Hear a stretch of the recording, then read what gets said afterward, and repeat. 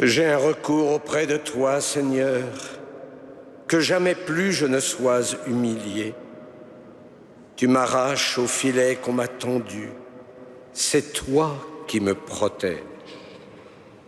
Au nom du Père et du Fils et du Saint-Esprit, la grâce de Jésus notre Seigneur, l'amour de Dieu le Père et la communion de l'Esprit Saint soient toujours avec vous.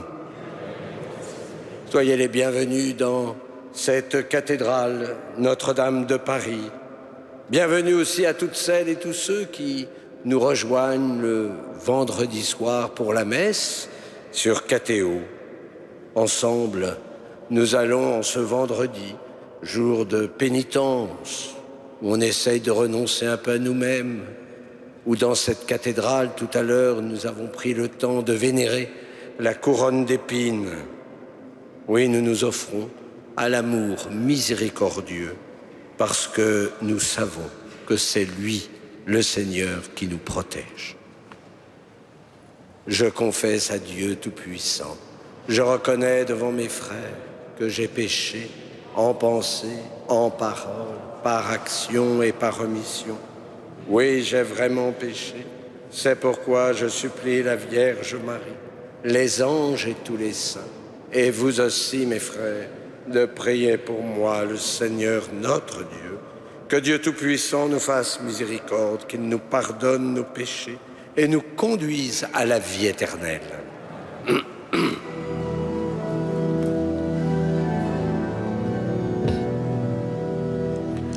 Kyrie eleison, eleison. Kyrie eleison, eleison. Christ eleison, Christ eleison. Kyrie eleison, eleison. Kyrie eleison, eleison.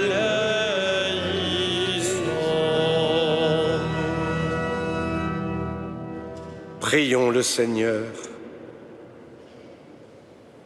Nous t'en prions, Dieu Tout-Puissant, purifie-nous au long de ce carême, pour que nous parvenions avec un cœur limpide aux fêtes pascales qui approchent, par Jésus-Christ ton Fils, notre Seigneur et notre Dieu, qui vit et règne avec toi et le Saint-Esprit, maintenant et pour les siècles des siècles.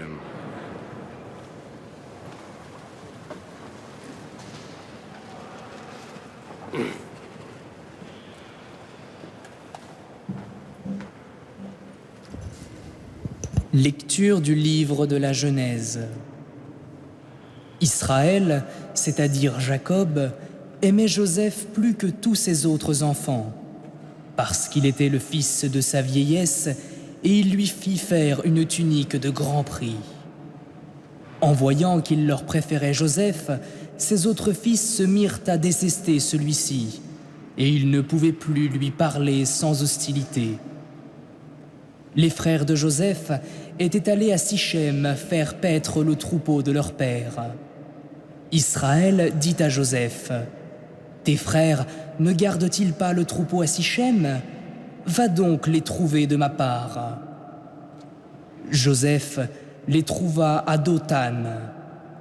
Ceux-ci l'aperçurent de loin, et avant qu'il arrive près d'eux, ils complotèrent de le faire mourir. Ils se dirent l'un à l'autre : « Voici l'expert en songe qui arrive. C'est le moment, allons-y, tuons-le et jetons-le dans une de ces citernes. Nous dirons qu'une bête féroce l'a dévoré, et on verra ce que voulaient dire ces songes. » Mais Rouben les entendit et voulut le sauver de leurs mains. Il leur dit : « Ne touchons pas à sa vie. » Et il ajouta : « Ne répandez pas son sang, jetez-le dans cette citerne du désert, mais ne portez pas la main sur lui. » Ils voulaient le sauver de leurs mains, et le ramener à son père. Dès que Joseph eut rejoint ses frères, ils le dépouillèrent de sa tunique, la tunique de grand prix qu'il portait. Ils se saisirent de lui et le jetèrent dans la citerne qui était vide et sans eau. Ils s'assirent ensuite pour manger. En levant les yeux, ils virent une caverne d'Ismaélites qui venaient de Galade. Leurs chameaux étaient chargés d'aromates, de baume et de myrrhe qu'ils allaient livrer en Égypte. Alors Juda dit à ses frères : « Quel profit aurions-nous à tuer notre frère et à dissimuler sa mort ? Vendons-le plutôt aux Ismaélites et ne portons pas la main sur lui, car il est notre frère, notre propre chair. » Ses frères l'écoutèrent. Des marchands madianites qui passaient par là retirèrent Joseph de la citerne. Ils le vendirent pour 20 pièces d'argent aux Ismaélites. Et ceux-ci l'emmenèrent en Égypte. Parole du Seigneur.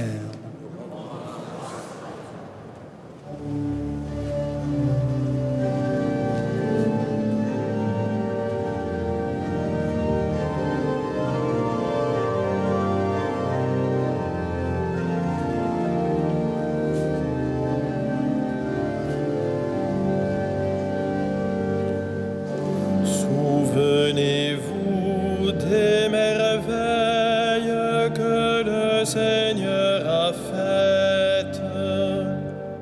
Souvenez-vous des merveilles que le Seigneur a faites.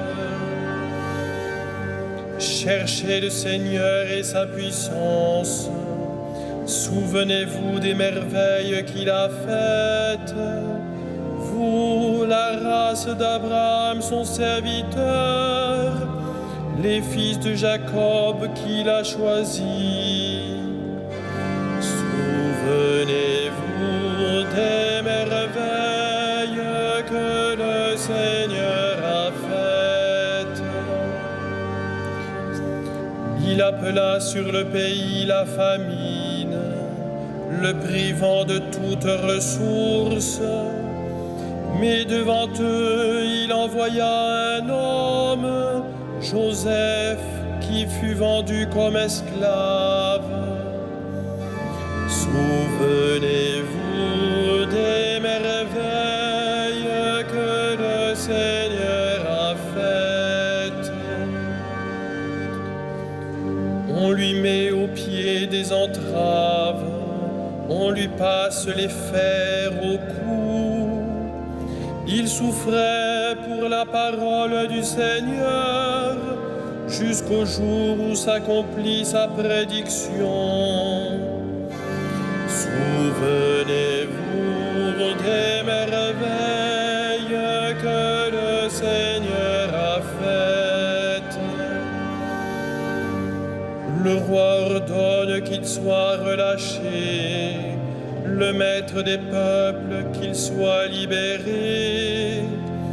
Il fait de lui le chef de sa maison, le maître de tous ses biens.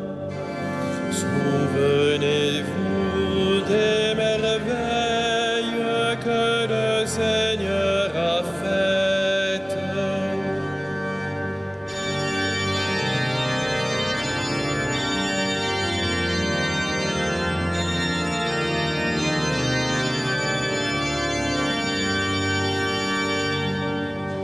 Louange à toi, Seigneur, roi d'éternelle gloire. Louange à toi, Seigneur, roi d'éternelle gloire. Dieu a tellement aimé le monde qu'il a donné son Fils unique, afin que ceux qui croient en lui aient la vie éternelle. Louange à toi, Seigneur, roi d'éternelle gloire.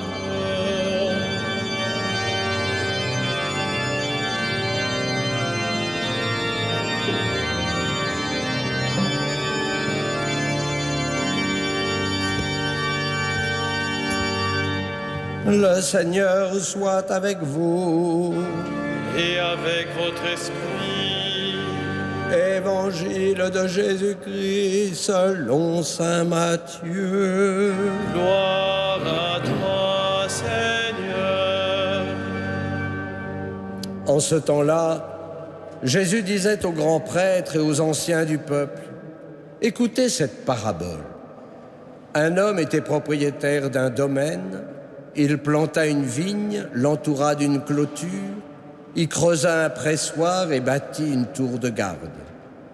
Puis il loua cette vigne à des vignerons et partit en voyage. Quand arriva le temps des fruits, il envoya ses serviteurs auprès des vignerons pour se faire remettre le produit de la vigne. Mais les vignerons se saisirent des serviteurs, frappèrent l'un, tuèrent l'autre, lapidèrent le troisième. De nouveau, le propriétaire envoya d'autres serviteurs, plus nombreux que les premiers, mais on les traita de la même façon. Finalement, il leur envoya son fils, en se disant « Ils respecteront mon fils ». Mais voyant le fils, les vignerons se dirent entre eux « Voici l'héritier, venez, tuons-le, nous aurons son héritage ». Ils se saisirent de lui, le jetèrent hors de la vigne et le tuèrent. Eh bien, quand le maître de la vigne viendra, que fera-t-il à ces vignerons? On lui répond, ces misérables, il les fera périr misérablement. Il louera la vigne à d'autres vignerons qui lui en remettront le produit en temps voulu. Jésus leur dit, n'avez-vous jamais lu dans les Écritures? La pierre qu'ont rejetée les bâtisseurs est devenue la pierre d'angle. C'est là l'œuvre du Seigneur, la merveille devant nos yeux. Aussi, je vous le dis, le royaume de Dieu vous sera enlevé pour être donné à une nation qui lui fera produire ses fruits. En entendant les paroles de Jésus, les grands prêtres et les pharisiens avaient bien compris qu'il parlait d'eux. Tout en cherchant à l'arrêter, ils eurent peur des foules parce qu'elles le tenaient pour un prophète. Acclamons la parole de Dieu. Louange à toi, Seigneur Jésus.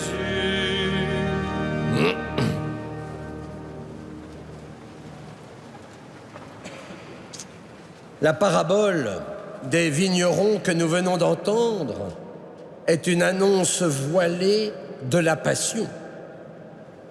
Dieu a envoyé ses prophètes, mais le peuple d'Israël n'a rien voulu entendre. Ces hommes, à la nuque raide, se sont fermés. Dieu avait pourtant visité son peuple, mais Dieu n'a pas été accueilli. Alors, Dieu envoie ce qu'il a de plus cher, son Fils unique. Mais il ne sera pas mieux reçu que les prophètes. Alors Dieu confie sa vigne, c'est-à-dire son royaume, à une nation qui portera du fruit. Cette nation, c'est l'Église, l'assemblée de tous ceux qui croient au Christ. C'est dire que cette parabole concerne chacun d'entre nous.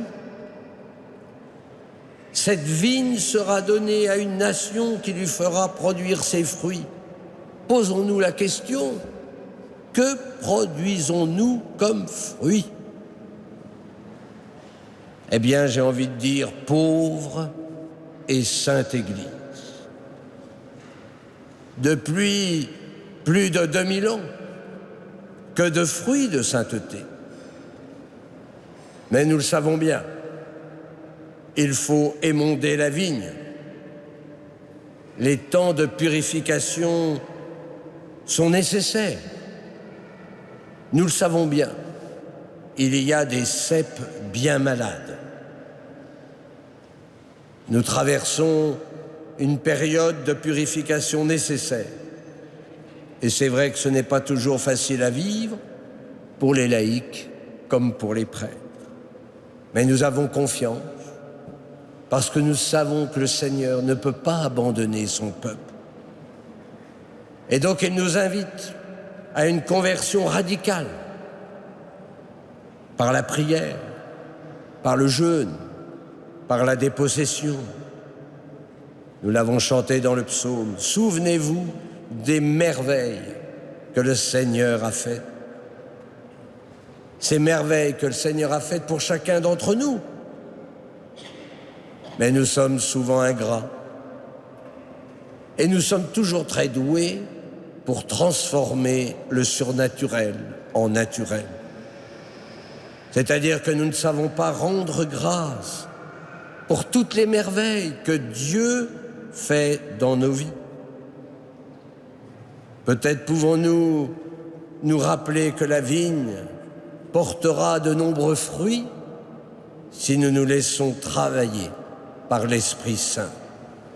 Car c'est lui, finalement, qui fait l'essentiel. Encore faut-il que nous soyons dociles à l'Esprit. Je l'ai souvent dit ici, la réforme de l'Église, c'est celle de la sainteté.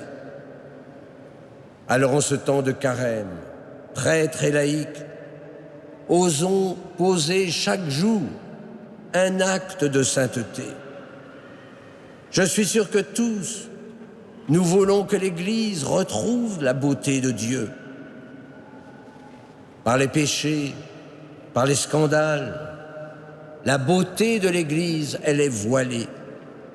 Mais par sa sainteté, moi je peux vous assurer qu'elle va scintiller, qu'elle va attirer par le fait même celles et ceux qui ne connaissent pas encore le Christ. Que notre vie témoigne de l'amour du Seigneur. Dieu a tant aimé le monde qu'il a donné son Fils unique, afin que ceux qui croient en lui aient la vie éternelle. Méditons ce soir peut-être dans notre prière ce verset de Saint Jean. Alors je suis sûr aussi que vous désarmerez devant un tel amour et ça sera le début de notre conversion. Amen.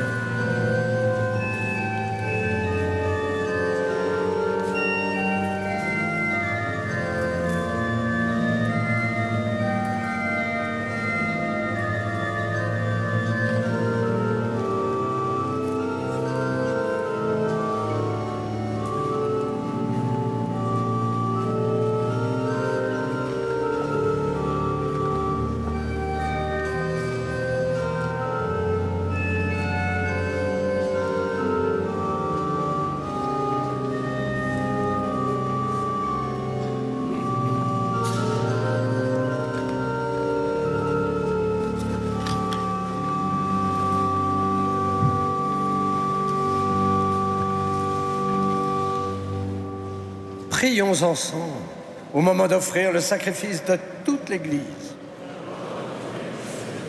Que ton amour, Seigneur, devance tes serviteurs pour leur permettre de bien célébrer ces mystères et qu'il les aide à rester partout à ton service par Jésus, le Christ, notre Seigneur.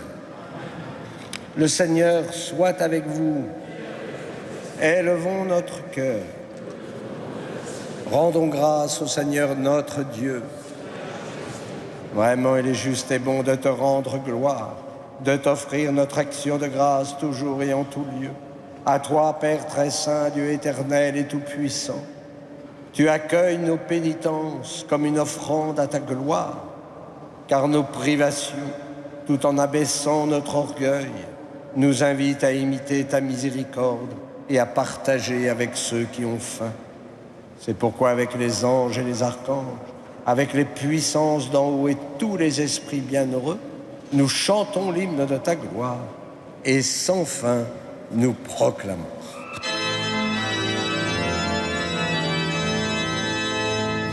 Saint, Saint, Saint, le Seigneur, Dieu de l'univers, le ciel et la terre sont remplis de ta gloire. Hosanna au plus haut des cieux. Béni soit celui qui vient au nom du Seigneur. Hosanna au plus haut des cieux. Tu es vraiment saint, Dieu de l'univers, et toute la création proclame ta louange. Car c'est toi qui donnes la vie.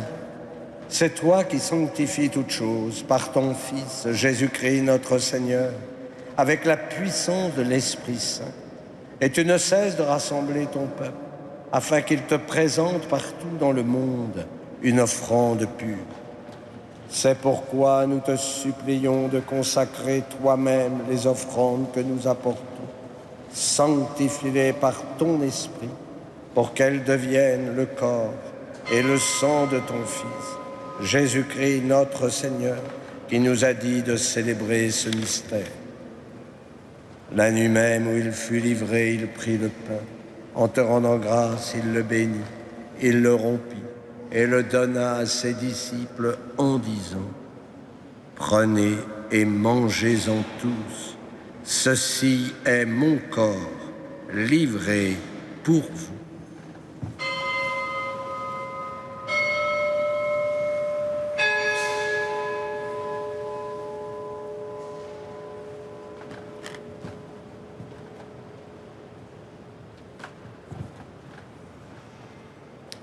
De même, à la fin du repas, il prit la coupe.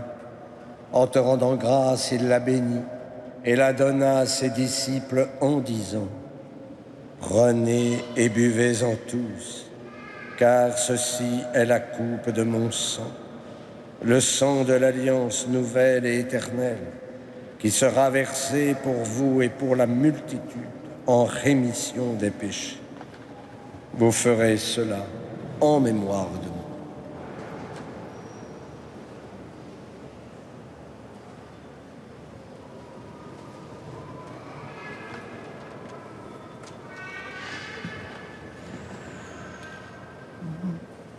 Il est grand le mystère de la foi. Nous proclamons ta mort, Seigneur Jésus. Nous célébrons ta résurrection. Nous attendons ta venue dans la gloire. En faisant mémoire de ton Fils, de sa passion qui nous sauve, de sa glorieuse résurrection et de son ascension dans le ciel, alors que nous attendons son dernier avènement, nous présentons cette offrande vivante et sainte pour te rendre grâce. Regarde, Seigneur, le sacrifice de ton Église et daigne y reconnaître celui de ton Fils qui nous a rétablis dans ton alliance. Quand nous serons nourris de son corps et de son sang, et remplis de l'Esprit Saint, accorde-nous d'être un seul corps et un seul esprit dans le Christ.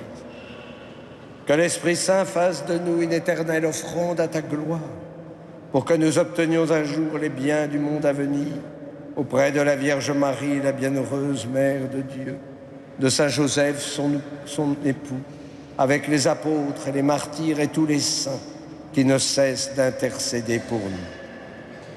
Et maintenant, nous te supplions, Seigneur, par le sacrifice qui nous réconcilie avec toi, étends au monde entier le salut et la paix. Affermis la foi et la charité de ton Église au long de son chemin sur la terre. Veille sur ton serviteur, le pape François, et notre évêque Michel, ses auxiliaires, l'ensemble des évêques, les prêtres, les diacres et tout le peuple des rachetés. Écoute les prières de ta famille assemblée devant toi. Nous te confions Betty et ramène à toi, Père très aimant, tous tes enfants dispersés. Pour nos frères défunts, pour les hommes qui ont quitté ce monde et dont tu connais la droiture, nous te prions. Reçois-les dans ton royaume, où nous espérons être comblés de ta gloire, tous ensemble et pour l'éternité, par le Christ notre Seigneur, par qui tu donnes au monde toute grâce et tout bien. Par lui, avec lui et en lui, à toi, Dieu le Père Tout-Puissant, dans l'unité du Saint-Esprit, tout honneur et toute gloire, pour les siècles des siècles.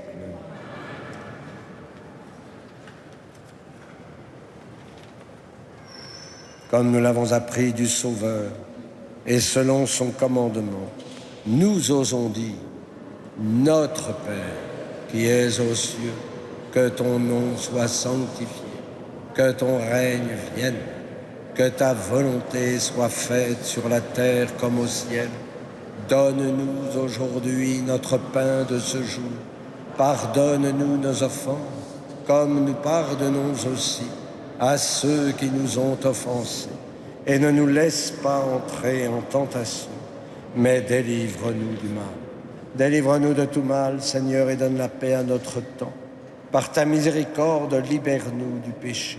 Rassure-nous devant les épreuves en cette vie, où nous espérons le bonheur que tu promets et l'avènement de Jésus-Christ, notre Sauveur.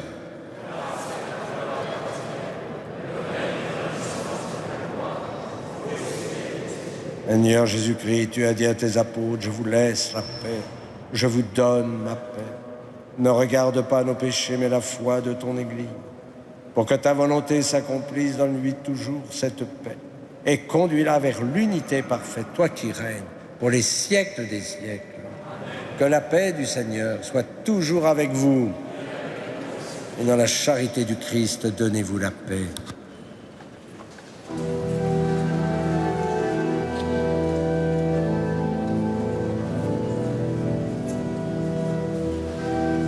Agneau de Dieu qui enlève le péché du monde, en pitié de nous.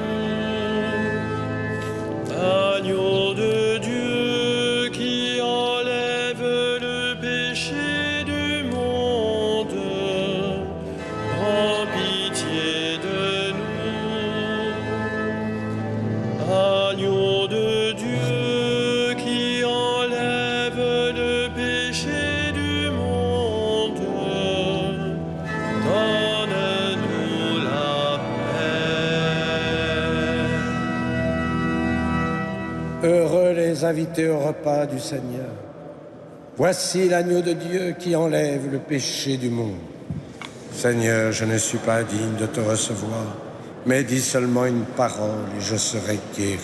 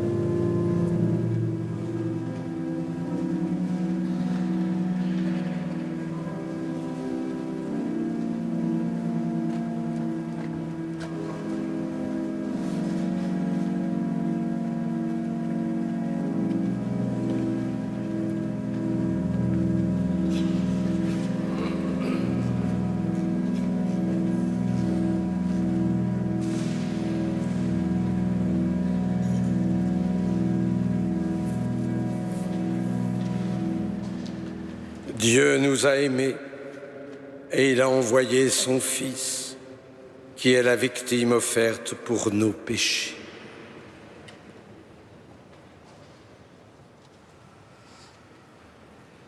Prions. C'est déjà le salut éternel, Seigneur, que nous commençons de recevoir. Accorde-nous de tendre vers lui, de manière à le posséder, par Jésus, le Christ, notre Seigneur. Le Seigneur soit avec vous. Que Dieu Tout-Puissant vous bénisse, le Père, le Fils et le Saint-Esprit. Allez dans la paix du Christ. Et nous nous tournons vers Notre-Dame de Paris pour lui confier toutes nos intentions. Je sais combien les fidèles de Catéo regardent Notre-Dame. Alors, voilà, nous prions pour eux, pour tous ces fidèles, pour nous. Nous prierons plus particulièrement pour tous ces enfants victimes de jeux qui sont parfois un peu stupides. Nous prierons aussi pour leurs parents qui retrouvent l'espérance. Ave Regina Caelorum.